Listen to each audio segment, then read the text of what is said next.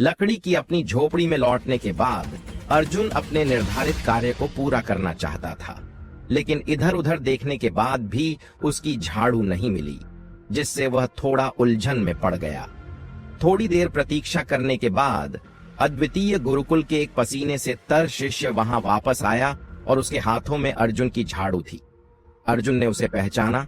वह सुहास के समूह का एक शिष्य था और तपस्वी शरीर की पंचम अवस्था में था। वरिष्ठ भाई, आप वापस आ गए? उसने आगे बढ़कर कहा।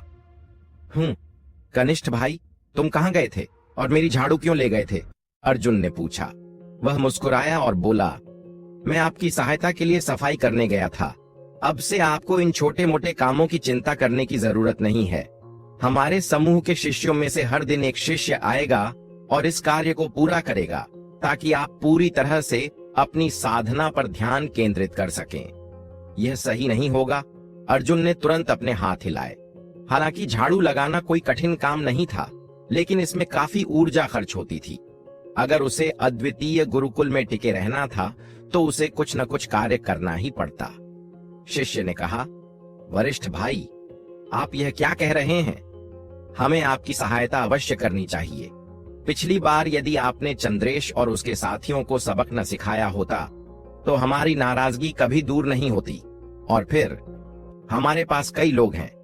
यदि हर दिन एक व्यक्ति इस कार्य को करे तो प्रत्येक व्यक्ति को केवल महीने में 2-3 बार ही आना पड़ेगा। अब से आपको हर सुबह जल्दी उठकर इस छोटे से काम में समय बर्बाद करने की आवश्यकता नहीं होगी। कृपया मना न करें, यह हमारा सम्मान होगा। लेकिन यदि आप इसे सच में पसंद नहीं करते तो हम इसे छोड़ देंगे। जब इतनी विनम्रता से बात रखी गई तो अर्जुन मना कैसे कर सकता था। उसने तुरंत कहा, तो मैं अपने कनिष्ठ भाइयों से यह विनती करता हूं। कनिष्ठ भाई, अंदर आओ और थोड़ा पानी पी लो।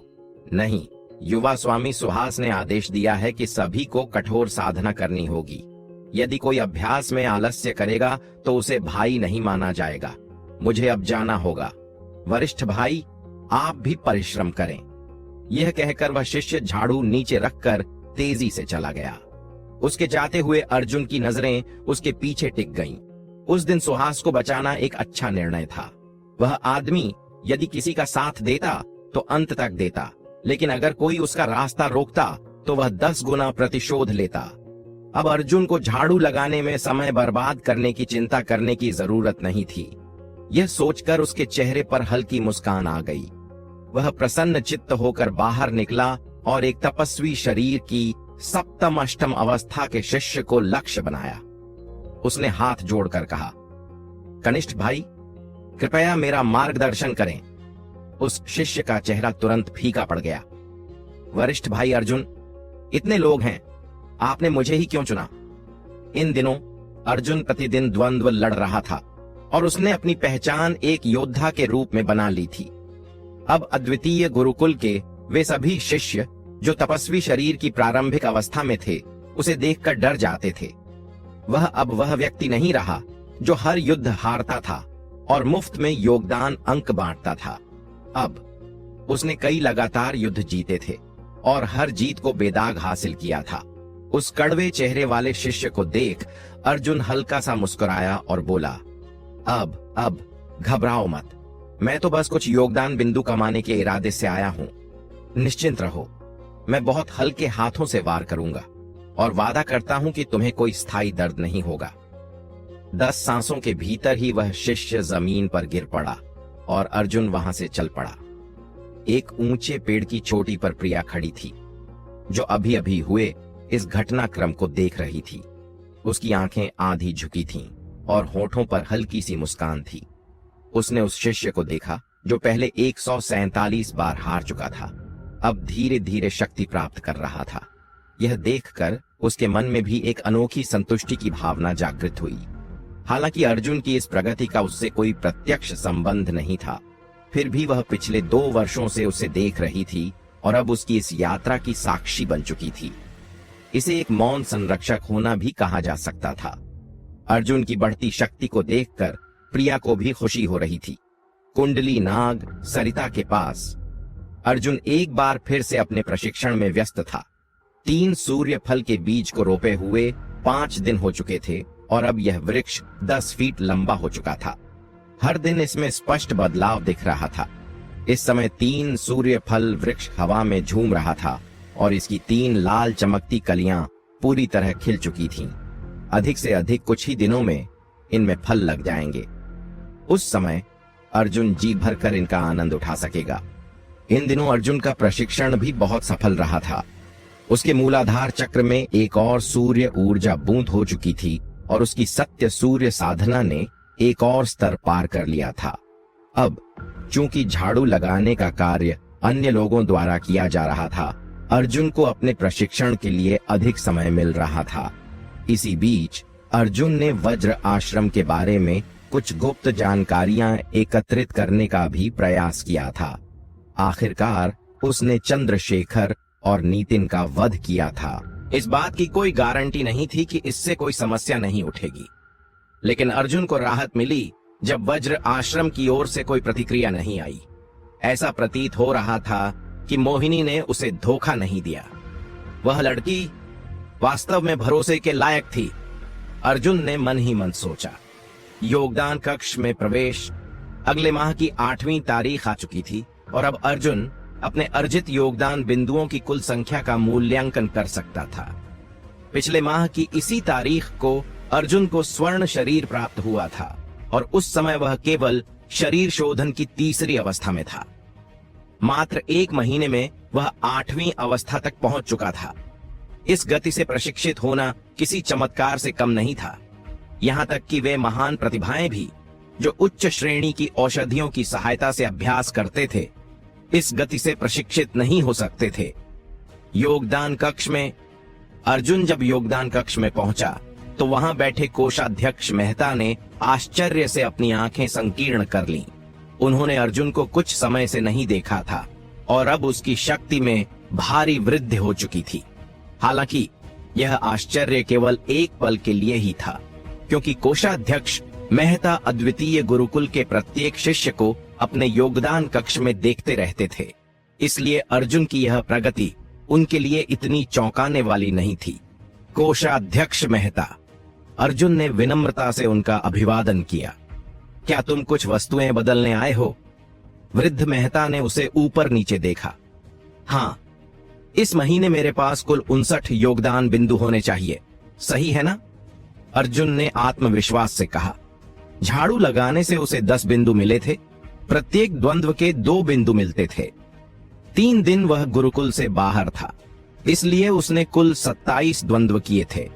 लेकिन पिछली बार जब वह सुहास के साथ मद्यपान कर रहा था और अंधकार कक्ष के शिष्य ने उसे पकड़ लिया था, तब उस पर 5 बिंदुओं का जुर्माना लगाया गया था।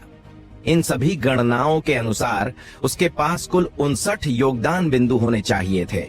बिल्कुल सही। क्या लेना चाहते हो? मेहता ने पूछा। 29 मृत जेड़ी वृक्ष घास और 30 त्रिपत्रीय अराजक आत्मा पुष्प, अर्जुन ने कहा। वृद्ध मेहता ने अर्जुन को संदेह भरी नजरों से देखा, फिर पीछे के कक्ष में गए और अर्जुन की इच्छित वस्तुएं लाकर उन्हें एक पैकेट में बांध दिया। जब अर्जुन ने पैकेट लेने के लिए हाथ बढ़ाया तो कोषाध्यक्ष मेहता ने पैकेट वापस खींच लिया और पूछा, छोटे अर्जुन, जब तुम काली आंधी पर्वत में गए थे तब तुमने ऐसा क्या खाया था? उनकी जिज्ञासा अभी तक शांत नहीं हुई थी। अर्जुन ने तुरंत एक मनगढ़ंत उत्तर दिया, मुझे सच में नहीं पता। वह एक सुंदर लाल रंग का फल था। चूंकि मैं भूखा था इसलिए मैंने उसे खा लिया। लाल रंग का फल, लाल रंग का फल। वृद्ध मेहता गहरी सोच में पड़ गए, लेकिन उन्हें ऐसा कोई आत्मिक फल याद नहीं आया। काफी देर सोचने के बाद कोषाध्यक्ष मेहता ने सिर हिलाया और बोले, कोई बात नहीं। क्या तुम अपने योगदान बिंदुओं को संचित करके जीवनी शक्ति विकास औषधि के लिए नहीं रखना चाहते? पहले का अर्जुन हर एक योगदान बिंदु का सोच समझकर उपयोग करता था और हमेशा इन्हें बचाने की कोशिश करता था, लेकिन अब वह इन्हें खुलकर खर्च कर रहा था। जैसे ही ये बिंदु उसके खाते में आते वह उन्हें तुरंत उपयोग कर लेता। यह उसके पुराने व्यवहार से बहुत अलग था। अर्जुन हल्का सा मुस्कुराया और बोला, अब मैं जीवनी शक्ति विकास औषधि के लिए योगदान बिंदु नहीं बचाऊंगा, क्योंकि केवल कठिन परिश्रम ही हमें सच्ची शक्ति प्रदान करता है। अपनी सारी उम्मीदें किसी दिव्य औषधि पर लगाना बहुत संकीर्ण सोच है।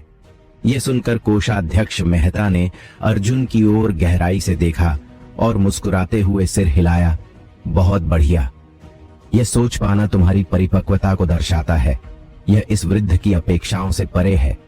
छोटे अर्जुन, इस वृद्ध की एक सलाह ध्यान से सुनो। कृपया कहिए कोषाध्यक्ष मेहता, अर्जुन ने श्रद्धा से कहा।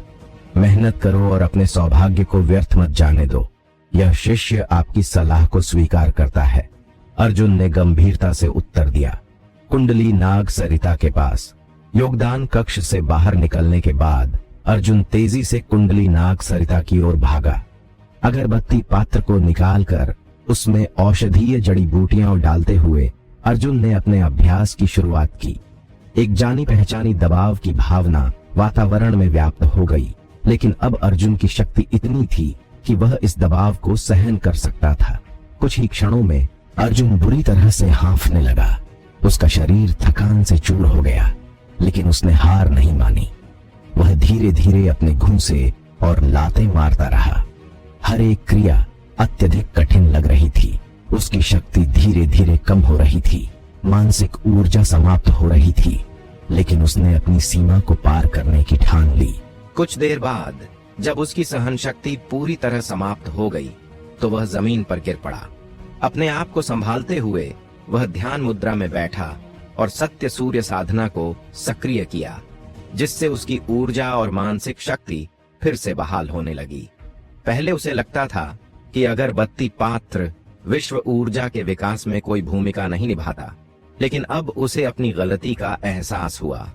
इस धूप के प्रभाव में ऐसा लग रहा था जैसे उसकी नसों में प्रवाहित ऊर्जा पर किसी प्रकार की मुहर लग गई हो, जिससे यह केवल एक सेंटीमीटर की गति से बह रही थी और उसे एक असहाय अनुभव हो रहा था। अगरबत्ती का प्रभाव। अगरबत्ती की सुगंध ने सूर्य ऊर्जा के प्रवाह को अवरुद्ध कर दिया, जिससे उसकी साधना की गति अत्यधिक धीमी हो गई। अर्जुन जल्दी में नहीं था कि वह अगरबत्ती पात्र को हटा दे, बल्कि उसने इसका विश्लेषण करने का निश्चय किया।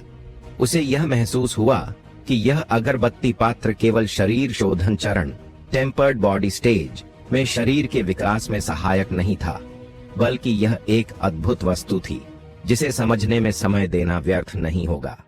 अगरबत्ती के सहारे अर्जुन का शरीर दिन ब दिन और अधिक मजबूत होता गया, लेकिन सत्य सूर्य साधना की प्रभावशीलता बहुत अधिक घट गई। उसकी अनसूर्य ऊर्जा को अवशोषित करने की गति भी बहुत कम हो गई थी। क्या अगरबत्ती पात्र वास्तव में विश्व ऊर्जा के विकास में बाधा डालता था?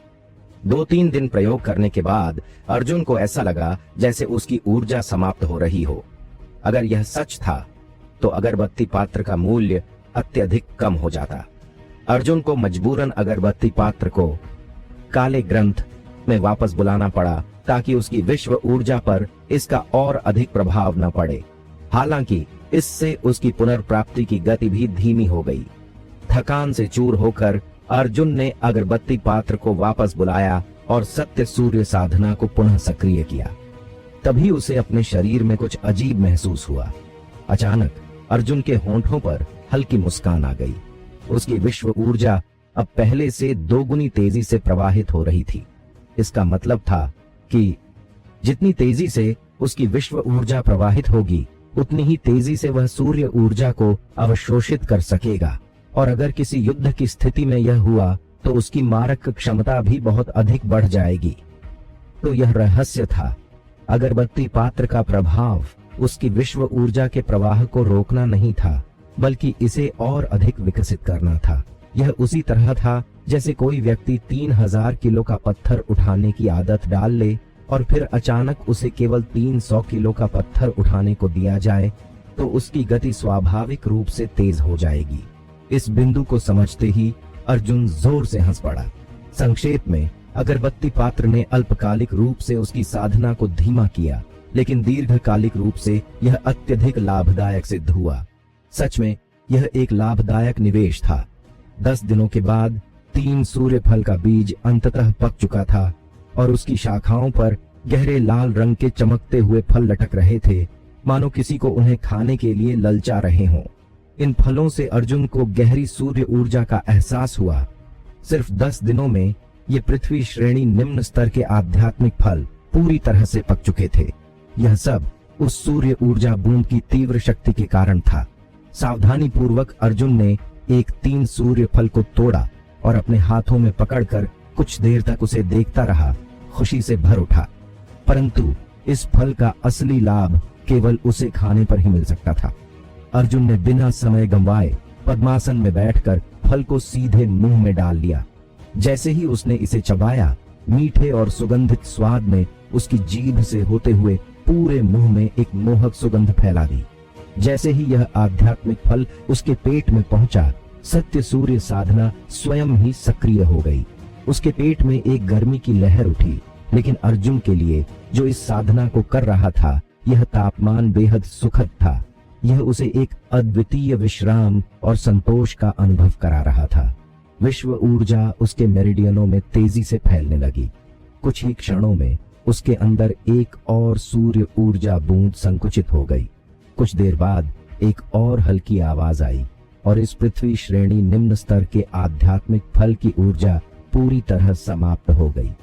अब उसके मूलाधार चक्र में 4 बूंदें संचित हो चुकी थीं। 3 बूंदें इस फल से और 1 बूंद अर्जुन के कठिन परिश्रम से। इन 10 दिनों के दौरान अगरबत्ती पात्र की बाधाओं के कारण अर्जुन की साधना अत्यंत कठिन और थकावट से भरी रही, लेकिन उसने इस पर ध्यान नहीं दिया। आखिरकार अब उसे इस पर चिंतित होने की आवश्यकता नहीं थी। अर्जुन को आभास हुआ कि यदि वह बचे हुए 2 फलों को खा ले तो वह शरीर शोधन 9वें स्तर तक पहुंच सकता है और आदि तत्व स्तर के द्वार को छू सकता है। इस विचार के साथ उसने बिना कोई संकोच किए शेष 2-3 सूर्य फल भी खा लिए। जैसे ही ऊर्जा उसके शरीर में घुली, अर्जुन का पूरा शरीर लाल पड़ गया। सत्य सूर्य साधना अत्यधिक गति से सक्रिय हुई और उसके अंदर की सूर्य ऊर्जा तीव्र गति से प्रवाहित होने लगी। उसके खुले रोम छिद्रों के माध्यम से कुंडली नाग सरिता से बहती सूर्य ऊर्जा उसके शरीर में अवशोषित होने लगी। धीरे धीरे विश्व ऊर्जा का प्रवाह मजबूत होता गया और अधिक हिंसक रूप लेने लगा। यदि कोई इस समय अर्जुन को देखता तो वह आश्चर्य से अपनी आंखें चौड़ी कर लेता, क्योंकि कोई भी शरीर शोधन स्तर का योद्धा इतनी तीव्र मात्रा में विश्व ऊर्जा एकत्रित नहीं कर सकता था। तभी अर्जुन ने एक भारी दबाव महसूस किया। यह एक अनोखा बंधन था जिसे तोड़े बिना वह अगले स्तर तक नहीं पहुंच सकता था। सत्य सूर्य साधना पूरी ताकत से सक्रिय हो गई इस बंधन को जलाने के लिए। समय बीतने के साथ अर्जुन को आभास हुआ कि यह बंधन धीरे धीरे कमजोर हो रहा था। अचानक एक जोरदार ध्वनि के साथ यह बंधन टूट गया। अर्जुन के पूरे शरीर में हल्कापन महसूस हुआ और वह दबाव जो अब तक उसे रोक रहा था पूरी तरह से समाप्त हो गया। शरीर शोधन 9वें स्तर, अब वह आदि तत्व स्तर के द्वार पर खड़ा था। हालांकि उसने इस स्तर को पार कर लिया था, फिर भी उसकी ऊर्जा का प्रवाह बंद नहीं हुआ। उसके 10 सूर्य ऊर्जा बूंदें अचानक उसके शरीर में फैल गईं और धीरे धीरे उसके 5 अंगों, 6 आंतों और मेरिडियनों में समाहित होने लगीं। यह प्रक्रिया एक लोहे के अयस्क को परिष्कृत करने की तरह थी, जिससे उसकी शारीरिक शक्ति और अधिक विकसित हो रही थी। हर बार जब कोई योद्धा एक नया स्तर पार करता तो वह अपनी विश्व ऊर्जा के माध्यम से अपने शरीर को और अधिक मजबूत करता। यही कारण था कि प्रत्येक सुधार प्रक्रिया के बाद उनकी शक्ति अत्यधिक बढ़ जाती। अर्जुन का यह नया स्तर कोई बड़ा उन्नयन नहीं था, इसलिए उसमें कोई अतिरिक्त विश्व ऊर्जा नहीं थी, लेकिन सूर्य ऊर्जा बूंदों के कारण उसे समान प्रभाव प्राप्त हो रहा था। कुछ समय बाद अर्जुन ने धीरे धीरे अपनी आंखें खोली और उसने अपने अंदर एक नई शक्ति का अनुभव किया। वह महसूस कर सकता था कि इस उन्नति के कारण उसकी शक्ति पहले की तुलना में अत्यधिक बढ़ गई थी। यदि अब अर्जुन की मुलाकात चंद्रशेखर और नितिन से होती तो वह बिना एक भी सूर्य ऊर्जा बूंद खर्च किए आसानी से उन्हें हरा सकता था। शक्ति में वृद्धि के अलावा अर्जुन को एक गहरी अनुभूति हुई, लेकिन यह इतनी गूढ़ थी कि वह उसे पूरी तरह समझ नहीं सका। उसे केवल अपने अगले स्तर तक पहुंचने तक प्रतीक्षा करनी होगी ताकि वह इस अनुभूति को बेहतर ढंग से समझ सके। उसके मेरिडियन सूर्य ऊर्जा से भर चुके थे, लेकिन मूलाधार चक्र पूरी तरह खाली था। जब उसने ध्यानपूर्वक अपनी स्थिति को महसूस किया तो उसका चेहरा तुरंत काला पड़ गया। पिछले कई दिनों की मेहनत से अर्जित परिणाम पल भर में समाप्त हो गए थे। 3-3 सूर्य फल से संचित की गई सारी सूर्य ऊर्जा बूंदें, जिसमें पहले से संचित बूंद भी शामिल थी, कुल 10 बूंदें पूरी तरह गायब हो चुकी थीं। एक भी अंश शेष नहीं बचा था। हालांकि उसे इससे अत्यधिक लाभ प्राप्त हुआ था, फिर भी उसके पास अब कोई सूर्य ऊर्जा नहीं थी। लेकिन इससे कोई समस्या नहीं थी। अगर उसके पास धन होता तो वह आसानी से सूर्य तत्व से युक्त खजाने खरीदकर उन्हें सीधे अवशोषित कर सकता था। एकमात्र समस्या यह थी कि अर्जुन पूरी तरह से कंगाल था। चंद्रशेखर और नितिन से मिले कुछ युद्ध सामग्री के अलावा उसके पास कोई मूल्यवान वस्तु नहीं थी। कुछ देर तक विचार करने के बाद अर्जुन को एक समाधान सूझा। क्या मैं खजाने नहीं खरीद सकता? तो क्या मैं उनके बीज भी नहीं खरीद सकता? 3 सूर्य फल का लाभ वह स्पष्ट रूप से देख चुका था। यदि उसके पास सूर्य ऊर्जा बूंदें और उपयुक्त बीज हों, तो वह आसानी से ऐसे आध्यात्मिक फल उगा सकता था। लेकिन इस प्रकार की वस्तुएं अत्यधिक दुर्लभ थीं। काफी समय तक काली आंधी बाजार में घूमने के बावजूद उसने अब तक किसी को बीज बेचते हुए नहीं देखा था। यह समझना कठिन नहीं था। आध्यात्मिक घास और वृक्षों के बीज केवल उचित स्थान पर रोपने से ही नहीं उगते थे, बल्कि उन्हें पोषण देने में भी बहुत प्रयास लगता था, और फिर भी फल प्राप्त करने के लिए लंबे समय तक प्रतीक्षा करनी पड़ती थी। इतना समय और मेहनत कौन व्यर्थ करता? यदि किसी के पास इतना समय और ऊर्जा होती तो वे इसे प्रशिक्षण में लगाते। अगर कोई इन्हें खरीदता ही नहीं तो स्वाभाविक रूप से कोई इन्हें बेचता भी नहीं। यह मांग और आपूर्ति का सरल नियम था। लेकिन अर्जुन इन्हें खरीदने के लिए तैयार था और वह बड़ी मात्रा में बीज चाहता था। अपना मन बनाकर अर्जुन अद्वितीय गुरुकुल से निकला और काली आंधी बाजार की ओर बढ़ चला। हालांकि यह उसकी दूसरी यात्रा थी, फिर भी अर्जुन सहज महसूस कर रहा था। आधा महीना बीत चुका था जब वह पिछली बार यहाँ आया था, लेकिन काली आंधी बाजार अभी भी व्यस्त और चहल पहल भरा था। अनेकों योद्धा यहाँ आते जाते दिख रहे थे और विभिन्न स्टॉलों पर अनगिनत खजाने सजे हुए थे, जो देखने में बेहद आकर्षक थे। भीड़ भाड़ वाले स्टॉलों के आसपास घूमते हुए अर्जुन को कोई बीज नहीं मिला, लेकिन वह पहले से तैयार था, इसलिए उसे कोई निराशा नहीं हुई।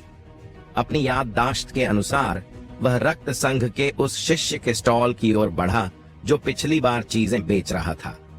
शायद उसके पास अभी भी कुछ बीज बचे हों। यह सोचते हुए अर्जुन तेजी से आगे बढ़ा। अर्जुन अभी कुछ ही दूरी पर चला था कि अचानक एक स्पष्ट और ऊर्जावान आवाज सुनाई दी। सीनियर भाई अर्जुन! अपनी भौहें उठाते हुए अर्जुन ने देखा कि ललित दूर से हाथ हिला रहा था। उसका चेहरा उत्साह से भरा था और उसके सामने एक स्टॉल था जिसमें विभिन्न प्रकार की वस्तुएं सजी हुई थीं। कुछ जड़ी बूटियां, कुछ शीशियां जिनमें औषधियां प्रतीत हो रही थीं। तुम यहाँ स्टॉल क्यों लगाए बैठे हो? अर्जुन ने चलते हुए पूछा।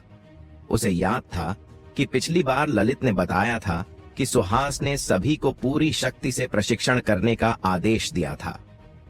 मैंने अभी अभी एक नया स्तर पार किया है, इसलिए सुहास भाई ने कहा कि मैं थोड़ा घूम सकता हूं, जिससे मन को स्थिर कर सकूं और अपनी नींव मजबूत कर सकूं। वैसे भी मेरे कुछ साथियों को प्रशिक्षण के लिए कुछ आवश्यक वस्तुएं चाहिए थीं, तो मैं यहां अपनी किस्मत आजमाने आ गया, ललित ने समझाया। अच्छा, यह बात है। अर्जुन ने उसे ध्यान से देखा और महसूस किया कि वह वास्तव में कुछ दिन पहले की तुलना में अधिक शक्तिशाली लग रहा था। निश्चय ही उसने शरीर शोधन 8वीं अवस्था में प्रवेश कर लिया था। सीनियर भाई, आप यहाँ किस लिए आए हैं? ललित ने जिज्ञासा से पूछा। मैं कुछ चीजें खरीदने आया हूँ। आपको क्या चाहिए? आइए, मेरी चीजों को देखिए, शायद आपके काम की कोई वस्तु यहाँ हो। अगर कुछ पसंद आए तो बेझिझक ले सकते हैं, ललित ने उदारता से कहा और अपने स्टॉल की ओर इशारा किया। क्या तुम्हारे पास कोई सूर्य तत्व से युक्त आध्यात्मिक जड़ी बूटी के बीज हैं? ललित ने सिर हिलाया। मुझे खेद है, मेरे पास ऐसा कुछ नहीं है। मेरी जानकारी के अनुसार इस बाजार में बहुत कम लोग बीज बेचते हैं। दूसरे शब्दों में, बीजों का बाजार मूल्य अधिक नहीं था, लेकिन फिर भी वे दुर्लभ थे। मैं बस अपनी किस्मत आजमाने आया था, अर्जुन हंसते हुए बोला। ऐसा करते हैं, मैं आपके लिए यहाँ एक सूचना लगा देता हूँ, जिससे अगर किसी के पास बीज होंगे तो वे बेचने आ सकते हैं। मैं अगले 2 दिनों तक यहाँ रहने वाला हूँ। अगर आपकी किस्मत अच्छी रही तो कोई इन्हें बेचने आ सकता है। ललित ने सुझाव दिया। यह भी अच्छा रहेगा। इस काम के लिए धन्यवाद ललित। वहीं पर ललित ने एक सूचना लिखकर अपने स्टॉल के पास लगा दी। थोड़ी देर और बातचीत के दौरान अर्जुन को पता चला कि पिछली घटनाओं का सुहास पर बहुत गहरा प्रभाव पड़ा था। साथ ही सुवर्णा की कठोर डांट के बाद यह चंचल युवा अब अपनी हरकतों में नियंत्रण रखने लगा था। इन दिनों वह अधिकांश समय साधना में लगा रहता था और अब वह आदि तत्व स्तर में प्रवेश कर चुका था। ललित से विदा लेकर अर्जुन सीधा उस स्थान की ओर बढ़ा जहां से उसने पिछली बार तेजस्वी सूर्य पत्थर खरीदा था। जब उसने उस परिचित विक्रेता को देखा तो उसने राहत की सांस ली। उसे डर था कि शायद वह उसे फिर से नहीं मिलेगा। अरे छोटे भाई, तुम फिर से आ गए। रक्त संघ का वह शिष्य जिसने पिछली बार अर्जुन और मोहिनी को साथ देखा था, उसे याद कर चुका था। वह अब अर्जुन को सम्मानजनक शब्दों से संबोधित कर रहा था। इस बार क्या खरीदना चाहते हो? स्टॉल के मालिक ने पूछा। पिछली बार आपने मुझे जो 3 सूर्य फल का बीज दिया था, क्या आपके पास और भी हैं? बिना कोई समय गंवाए अर्जुन ने सीधे मुद्दे पर बात की। विक्रेता ने सिर हिला दिया और कहा, नहीं, अब कोई नहीं बचा। मेरे पास सिर्फ वही एक बीज था और जैसा कि तुम जानते हो, मैंने वह तुम्हें तोहफे के रूप में दे दिया था। अच्छा, यह तो निराशाजनक है। अर्जुन को हल्की निराशा हुई। मैं तुम्हें और परेशान नहीं करूंगा। काली आंधी बाजार में अनेकों स्टॉल थे जिनमें अलग अलग प्रकार की वस्तुएं उपलब्ध थीं। अगर उसकी किस्मत अच्छी रही तो शायद उसे अपनी मनचाही चीज मिल जाए। जैसे ही अर्जुन जाने के लिए मुड़ा, रक्त संघ के उस शिष्य ने उसके जाते हुए रूप को देखा। उसके चेहरे पर एक आंतरिक संघर्ष स्पष्ट दिख रहा था। फिर अचानक उसने अर्जुन को पुकारा, छोटे भाई रुको। अर्जुन मुड़ा और पूछा, क्या हुआ? उस समय सिर्फ एक 3 सूर्य फल का बीज नहीं था, कुछ और भी थे, लेकिन मुझे सिर्फ एक ही मिला था। यह सुनकर अर्जुन के चेहरे पर खुशी झलकने लगी। तो बाकी बीज कहाँ हैं? वे अन्य शिष्यों द्वारा ले लिए गए थे। छोटे भाई, अगर तुम सच में उन्हें चाहते हो तो उन शिष्यों से जाकर पूछ सकते हो। वे इस समय कहाँ हैं? अर्जुन ने तुरंत पूछा। विक्रेता का चेहरा कुछ संकोच में पड़ गया। वह कुछ देर सोचता रहा और फिर धीरे से बोला, वे हमारे संघ के खदान क्षेत्र में हैं, जहां वे तेजस्वी सूर्य पत्थर और अन्य खनिज निकाल रहे हैं। भले ही वह हमारा क्षेत्र है, वहां किसी भी शिष्य को यूं ही जाने की अनुमति नहीं होती और एक बाहरी व्यक्ति के लिए तो यह लगभग असंभव है। वे कब तक वहां रहेंगे? अर्जुन ने हार न मानते हुए पूछा। कम से कम 1 या 2 महीने तो वे वहां से नहीं निकलेंगे। अर्जुन की भौहें सिकुड़ गईं। इतना लंबा समय, तब तक तो यह अवसर हाथ से निकल चुका होगा। क्या उनके वहां से जल्द बाहर आने का कोई तरीका नहीं है? चिंता मत करो, मुझे बस उनसे 3 सूर्य फल का बीज खरीदना है। मेरे पास कोई तरीका नहीं है, मैं सिर्फ रक्त संघ का एक साधारण शिष्य हूं। विक्रेता ने कड़वी मुस्कान के साथ कहा। फिर अचानक उसकी आंखों में एक चमक आई। लेकिन एक और व्यक्ति मदद कर सकता है। अर्जुन का चेहरा गंभीर हो गया। मैं सुनना चाहूंगा कि वह कौन है। विक्रेता ने इधर उधर देखा और रहस्यमयी तरीके से बोला, तुम हमारी युवती से मदद मांग सकते हो। अगर वह मदद करेंगी तो क्षणिक तुम्हें बाधा नहीं पहुंचाएंगे। यह सुनते ही अर्जुन का चेहरा अजीब भावों से भर गया। वह हकलाते हुए बोला, मेरी और तुम्हारी युवती की कोई विशेष जान पहचान नहीं है। विक्रेता ने कई बार सिर हिलाया, लेकिन उसके चेहरे से साफ था कि वह अर्जुन की बात पर यकीन नहीं कर रहा। लकड़ी के एक घर की ओर इशारा करते हुए उसने कहा, संयोग से आज युवती भी व्यापार क्षेत्र में आई हुई है और वहां आराम कर रही हैं। अगर तुम्हें बीज की जल्दी है तो तुम उनसे मदद मांग सकते हो। अर्जुन थोड़ी देर तक हिचकिचाया। मौजूदा हालात को देखते हुए यह सबसे अच्छा निर्णय नहीं था। वह पहले ही मोहिनी को नाराज कर चुका था और अब उसे उसी से मदद मांगनी थी। उसकी प्रतिष्ठा का क्या होगा? लेकिन अगर वह नहीं जाता तो उसके पास और कोई रास्ता भी नहीं था। अर्जुन ने काली आंधी बाजार में और खोजबीन की, लेकिन जो बीज मिले वे सूर्य तत्व से युक्त नहीं थे और उसके लिए बेकार थे। आखिरकार वह खुद को समझाने लगा, ठीक है, अगर प्रतिष्ठा दांव पर लगती है तो लगे। मैंने ऐसा कुछ भी गलत नहीं किया है कि मुझे उससे डरना चाहिए। ये लकड़ी के घर अद्वितीय गुरुकुल, रक्त संघ और वज्र आश्रम के शीर्ष शिष्यों के निवास स्थान थे। चूंकि मोहिनी रक्त संघ के प्रधान की बेटी थी, भले ही उसकी शक्ति बहुत अधिक न हो, लेकिन उसका दर्जा अत्यंत ऊंचा था, इसलिए उसका वहां आराम करना असामान्य नहीं था। 30 फीट की परिधि में कोई और व्यक्ति नहीं था।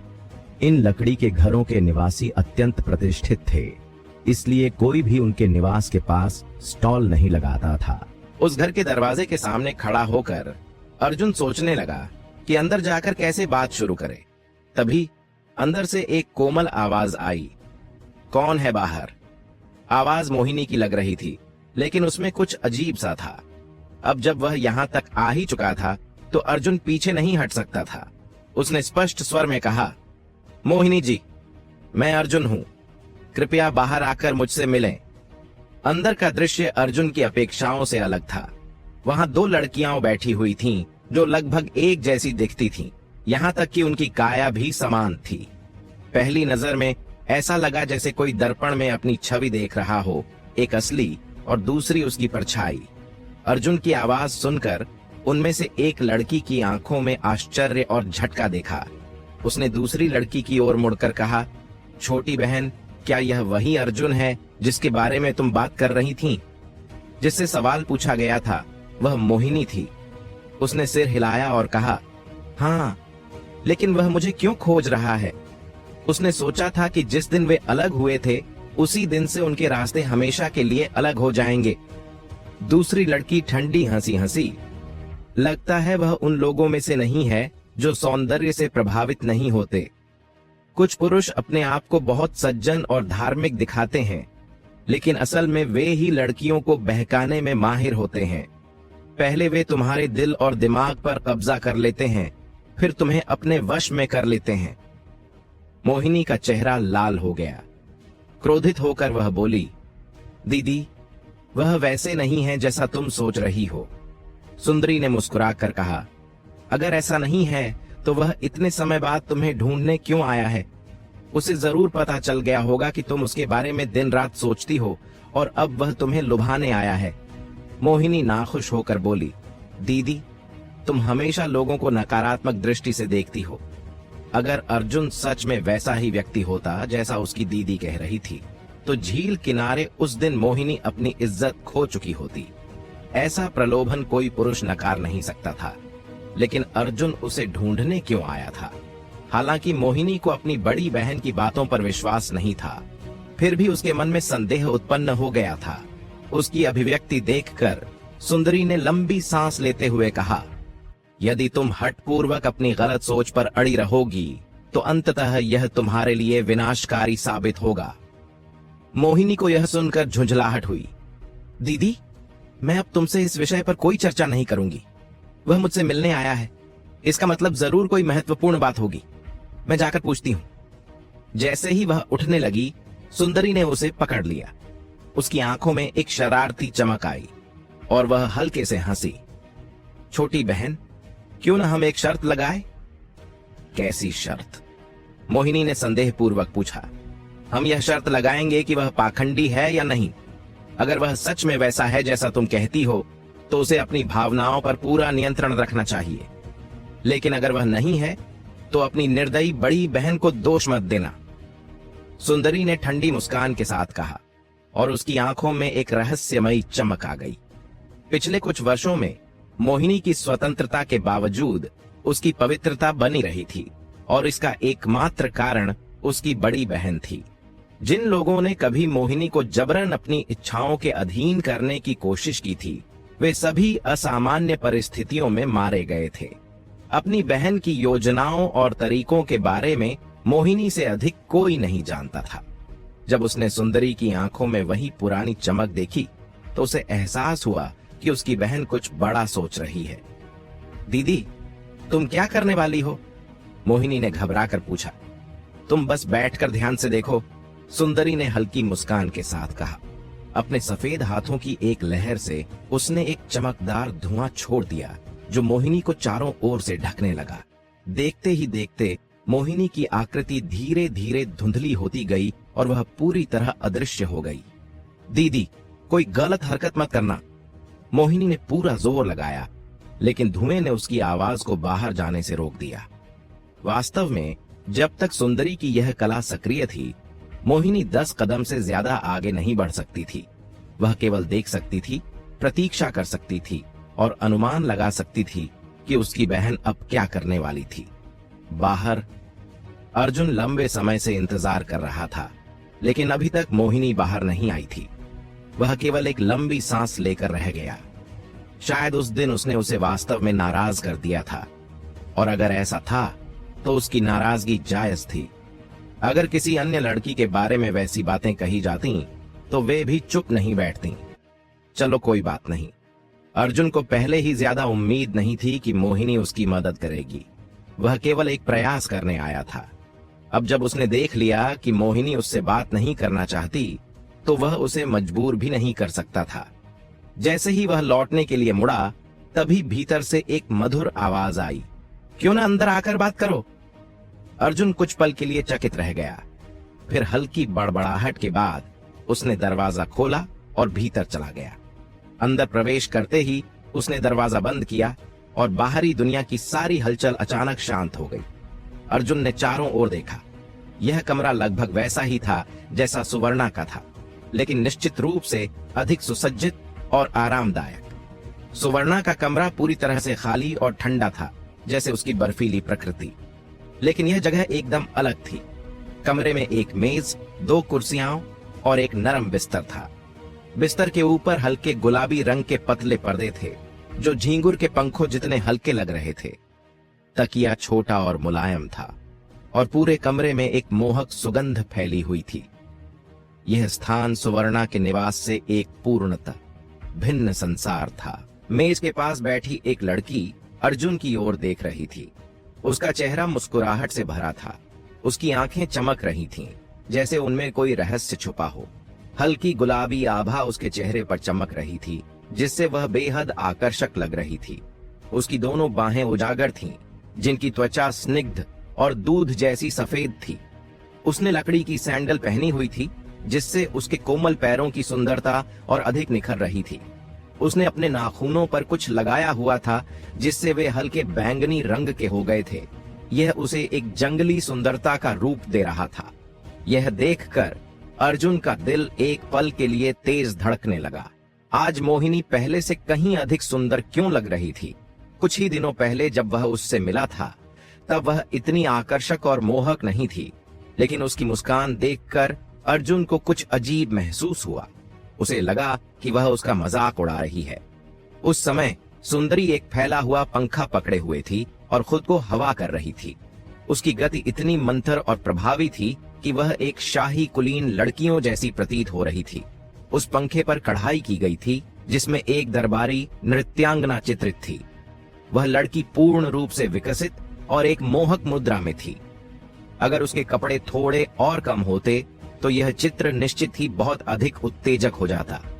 एक नजर डालते ही अर्जुन को यह चित्र थोड़ा अत्यधिक बोल्ड लगा। यदि कोई और लड़की इसे देखती तो वह शर्म से अपना चेहरा छुपा लेती, लेकिन यह लड़की इस पंखे का खुलकर उपयोग कर रही थी, जिससे यह साफ था कि वह साधारण नहीं थी। लेकिन आखिर आधे महीने में मोहिनी में इतनी बड़ी तब्दीली कैसे आ गई? हालांकि वह लगातार अर्जुन को देख रही थी, लेकिन अर्जुन ने भी बिल्कुल भी झिझक नहीं दिखाई। वह सीधा उसकी ओर बढ़ा